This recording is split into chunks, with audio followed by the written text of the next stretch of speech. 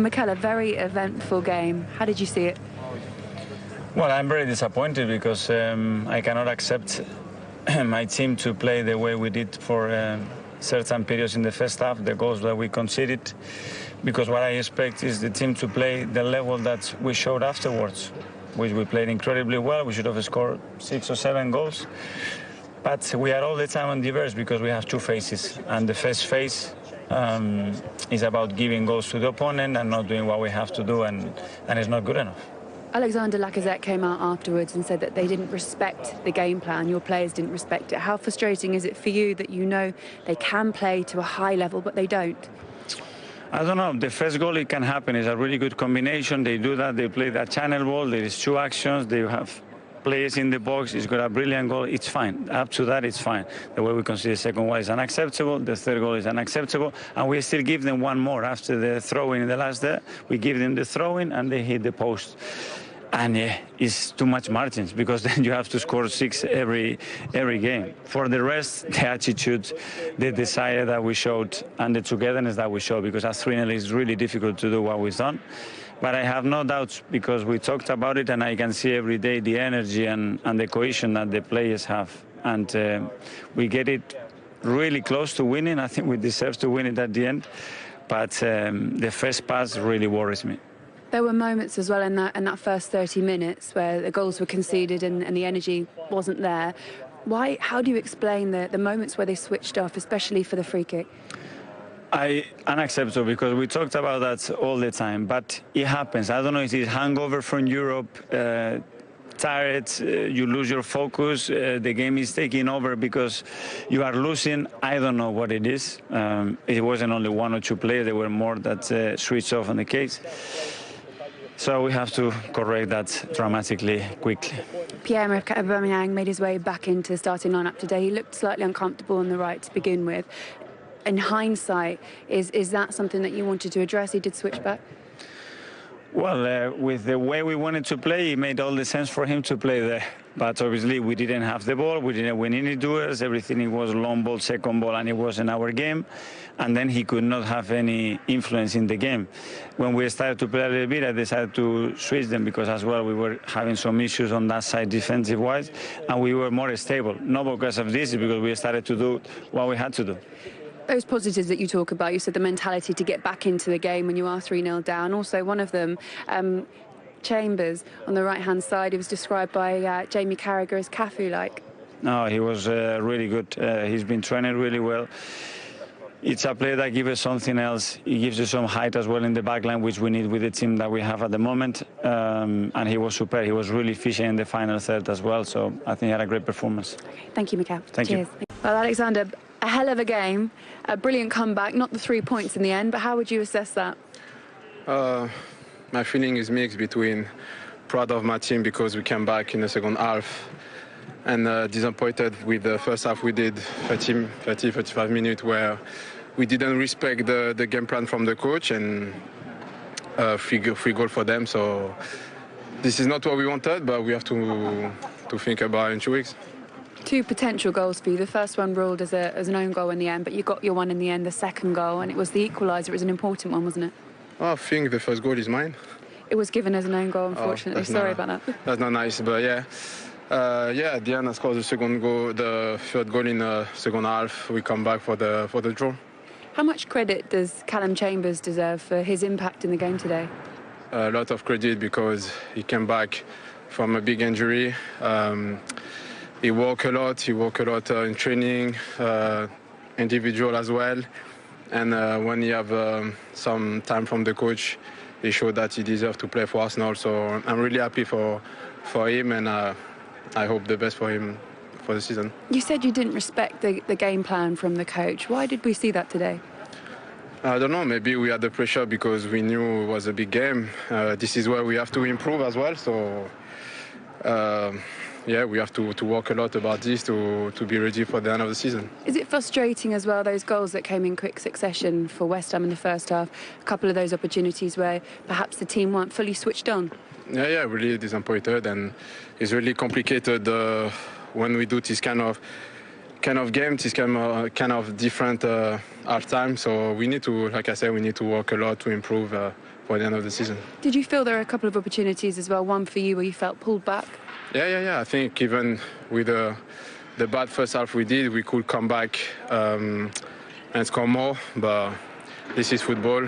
We can't be perfect. We have to still work a lot every day in training to win this kind of game. That's a game of mixed emotions for you. How do you feel now? Disappointed. You know, going 3-0 up and then, you know, dropping back, not having the confidence to go and get another goal. You know, I think second half we could have finished it off. We missed a couple of chances, and you know, if we want to, you know, be fighting for top four, I think we need to be putting them away and just having the confidence to play. Is that all it's down to, confidence, with the moments where you kind of switched off? Because we saw it from Arsenal as well. Yeah, I mean, you know, when we start like that, it's you know, we need to carry on as a team and kick on from there and go and get more goals. You know, I felt like we dropped off a bit, and you know, obviously they had a little bit more possession, and you know, coming in at 3-1, it makes things difficult. You know, second half we need to start quick, and you know, Lacazette nearly scored. You know, in the first 10 seconds of the second half. So you know, it's a lapse in concentration and focus, I think. There was a moment as well this side where John Moss stopped playing. You were just about to break, and it looked like, especially David Moyes was rather frustrated with it. Yeah. You know, we was obviously through on goal. You know, 2v1 me and Saeed. I'm not sure why he stopped it. He said there was a head injury, but not. You know, none of the players went down. So you know, I have to take it back. But you know, we can't rely on things like that when we could have put the game to bed. It might be quite difficult to reflect on it now because you were 3-0 up, but you played a big part in that, your goal and your assist as well, and the quick to think on your feet and to take that free kick as quickly as you did. Can you look back at that and think, look, I missed the game against Manchester United, I had to, but I came back with a bang? Yeah, I mean, you know, I'm just trying to help the team, you know, any which way I can, and you know, like I say, it's a team game.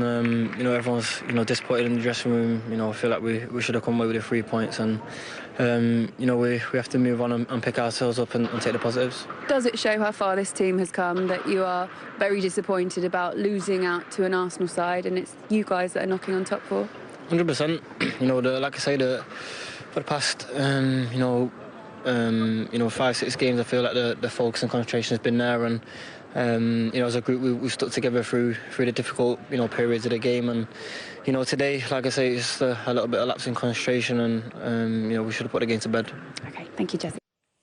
Interesting admission, actually, talking about how the players hadn't respected the coach's wishes in that first half performance. No, I don't think he means not respect. I think that's just his translation in the way he's translated. I think that he was more saying that they just didn't execute the game plan, whatever the boss asked for them to do. And you could see that in the first 30, 35 minutes, like he said. Arsenal were nowhere near it, and it was a testament to West Ham that they did punish them. They took the chances when the chances came. You could see, especially with the second goal. But in the end, I think that the character that they showed was magnificent. Chambers, Martin Odegaard, somebody that they do need to make sure that they make that signing if they can. Yeah. Because he really did come to the fore today. It was chalk and cheese from Arsenal, wasn't it, to the first half performance? It's amazing. Well, sometimes as a manager, I just said that he didn't make no change at half-time, but sometimes as a manager, you go in and go, well, look, listen, you got us in this mess. I'm giving you 10 minutes to get us out of it, or, you know, give us a bit of a chance of getting out of it. And I think that because it was 3-1, you often hear 2-0 as a difficult scoreline. Yeah. Is it, though? Well, because you don't know whether to stick or twist here. You know, you don't know whether to go for it. And mentally, I think West Ham dropped off. And as Ian said, Odegaard got on the ball and he was fantastic. You know, there's lots of talk about him, but he actually drove Arsenal back into that game. You spoke about that before the game, how he's becoming a growing influence. Yeah. Well, the thing is, what you want to see from him is a player that has got unbelievable potential and ability. And you want to see him in a game like that where, you know, he's going to be in the meat and bones of a game where he's got to pick the ball up and does what he does. He wants the ball and he plays it. He's very efficient with it. And he done it in a game where Arsenal needed it. We needed to be able to get the ball into somebody who can keep it in that area, get the movement off of him. And like we saw in so many occasions, he chose the right pass. Fantastic play today. Alan, one observation you made, at half-time, considering Arsenal were second best for much of the first half, Mikel Arteta, interestingly, decided not to make any changes. Yeah. Does he deserve credit for that now? Yeah. I think sometimes, you know, you can be rash. He could have gone and made 3 changes. He could have took anyone off, couldn't he? Except Odegaard. He could have took anyone off because they were so bad, wasn't they, in that first half? defensively and going the other way. It was just... I've never seen an Arsenal team play that bad, you know, for 30 minutes. Yeah. But they got that important goal, didn't they, which give them a little bit of a lifeline. And as I said, he's probably said, look, you got us in this mess. You go out there and you've got 10 minutes, unless I'm bringing people on. Yeah. And he got the response. Because they dominated the second half. They certainly did. It. Yeah, it was almost virtually from kick-off to the second half. Lacazette had a chance in on goal. Ian, how good a chance was this? Well, it's a very good chance. You know, it's similar to what happened. You know, he gets his shot off, keeper fouls him. I'm thinking, is that a penalty like the one against Tottenham? But apparently they've changed that. So, but this is a very good chance. You know, he doesn't get as much as he'd like on it, but once he got pulled back there, then he got the keeper kicked him. So you're thinking on 2 occasions, watch, he gets pulled back there, he gets on it, but the keeper fouls him there. And, you know, what I'm seeing is, you know, there's a foul there. You know, could have easily been given, similar to Sanchez, but it's not given. And, you know, we move again. Alan, your reading of that? I mean, I want to add at this point, it hasn't been changed, the ruling. It's just been reviewed since then. Last week's one shouldn't have been, just like I shouldn't be talking about that one. It's just like something that's just come in now. But I'm staying away from that. I think great bit of defending. Yeah. We haven't spoke about Diop because, you know, it was a great ball over the top. Yeah. And he reacted. He thought, well, the keeper's coming out, I'm going to get on the line. And he got on the line and cleared it. So a great bit of defending. Yeah. But that was the important thing, wasn't it? Is that the fact that Arsenal attacked from the off from that second. Well, they did because they had no choice. I was hoping that they could get something so as they can get themselves going once they sat down in there at half-time. And then, you know, once they came out, you knew that they had so much more to give. And I'm sure that West Ham would have known that Arsenal were going to come for them in the second half, and they did. I just wonder how much David Moyes will want to reflect on this one key moment. West Ham were breaking. This was when they were 3-1 up. The advantage, however, wasn't played by John Moss. Yeah. I don't think I've seen a referee come over and apologise, because it looked like he went over to Moyes. Absolutely ridiculous. And apologised because it's a foul against Antonio, but he's laid it off. Jesse Lingard's in. Is he going to play Benrahma in? But then David Moyes started complaining about it, and he went over and explained it and basically said to him, I think, well, we see it here, I think, actually. I got that wrong. You know, that reaction is acknowledged. That's not good enough. That's not good enough. You can't get that wrong simply because of what's happened for West. You can't get that decision wrong. So, you know, look at his reaction. You can see, what's David Moyes supposed to say? OK, then thanks, yeah. No, you don't get that wrong. You shouldn't get that wrong.